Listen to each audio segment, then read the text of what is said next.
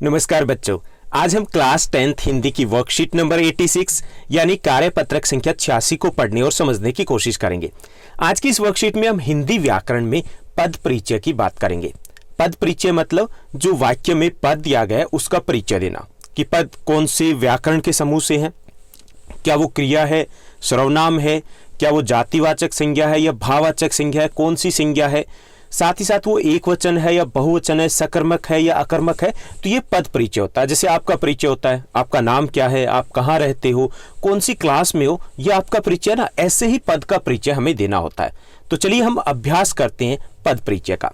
जैसा कि आप अपनी स्क्रीन पर देख पा रहे हैं, यह हमारी वर्कशीट नंबर 86 यानी कार्यपत्रक संख्या 86 रहेगा। हमारा विषय हिंदी है जिसमें हम व्याकरण में पद परिचय को पढ़ने की कोशिश करेंगे। आज की दिनांक रहेगी 15 फरवरी 2021। अभी तक आप अपने पाठ्यक्रम के लगभग सभी व्याकरणिक बिंदु है उनको पढ़ चुके हैं। आज हम पद परिचय का अभ्यास करेंगे।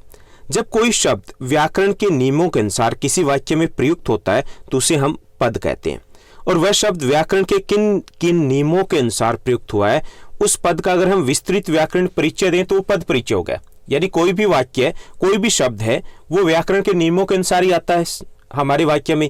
अब वो किन नियमों के तहत आया है तो उसे बोलते हैं हम पद परिचय। तो हमें कुछ ऐसे ही प्रश्न दिए गए, ऐसे ही हमें टास्क दिए गए जिनको हमें हल करना है। तो पहला हमारा वाक्य दिया गया, हालदार साहब जीप में बैठकर चले गए। तो यहां पर जीप क्या है ये हमें बताना है। तो हालदार साहब है वो जीप में बैठकर चले गए, तो इसमें जीप है वो जातिवाचक संज्ञा है। जीप क्या है वो जातिवाचक संज्ञा है। जीप पुल्लिंग है या स्त्रीलिंग है, ये देखिए कि जीप जा रही है या जीप जा रहा है। जीप जा रही है ना तो स्त्रीलिंग होगा। जीप है वो, यहां पर कारक की भी हमें बात करनी है। यहां पर हमें क्रिया का अधिकरण कारक है या कौन सा कारक है, तो एक चीज यहां पे क्लियर है कि ये अधिकरण कारक है। तो यहाँ पे बाकी चीजें हमें अगर समझ में बाद में आए तो अधिकरण कारक है, इसका मतलब ये कि दो हमारे वाक्य दिए गए जो अधिकरण कारक है। दूसरी चीज हमें समझनी है कि जीप एक वचन है या बहुवचन है। बहुत सारी जीप में बैठ के चले गए या जीप में बैठ के चले गए, एक जीप में बैठ के चले गए। जीप जा रही है स्त्रीलिंग है, तो यहाँ पे एक वचन है, यहाँ पे जबकि बहुवचन दिया गया, यहाँ पुल्लिंग दिया गया, जबकि यहाँ पर स्त्रीलिंग दिया गया। तो हमारा घ होगा कि यह जातिवाचक संज्ञा है, एक वचन है, स्त्रीलिंग है, अधिकरण कारक है, बैठकर चले गए क्रिया का अधिकरण कारक है। ओके, तो यहां पे हमारा घ आंसर रहेगा। उसके बाद दूसरा दिया गया, बाल गोविंद भक्त का संगीत जाग रहा है। बाल गोविंद भक्त का संगीत जाग रहा है, तो ये वर्तमान काल है, तो यहां पर ये ग तो हमारा नहीं हो सकता क्योंकि भूतकाल में दिया गया। अब यहां पर बात आती है कि जाग रहा है पुल्लिंग है या स्त्रीलिंग है। जाग रहा है तो जाग रही है या जाग रहा है। जाग रहा है तो पुल्लिंग है, तो इसका मतलब ये भी नहीं हो सकता इसमें स्त्रीलिंग दिया गया, ये भी नहीं हो सकता इसमें भी स्त्रीलिंग दिया है। तो हमारा क होगा, सकर्मक क्रिया है, पुल्लिंग है, एक वचन है और वर्तमान काल है। उसके बाद तीसरा जो दिया गया, हमारा तीसरा जो हमारा वाक्य दिया गया, वाह हलवा तो बहुत ही स्वादिष्ट है। तो यहां पर हमें इसमें बताना, तो वाह जो है वो अवयव है। क्लियर, तो यहां पे दो रह गए हमारे अवयव।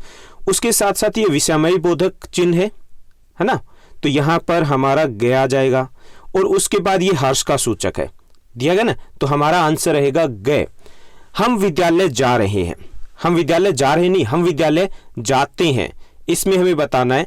तो यहां पर हम विद्यालय जाते हैं, किसका प्रयोग किया गया, हम का प्रयोग किया गया। हम क्या है, पुल्लिंग है या यहां पे स्त्रीलिंग है, यहाँ पे एक वचन है या कर्म है, ये सब कुछ हमें बताना है। तो यहाँ पे हमें चार ऑप्शन दिए गए।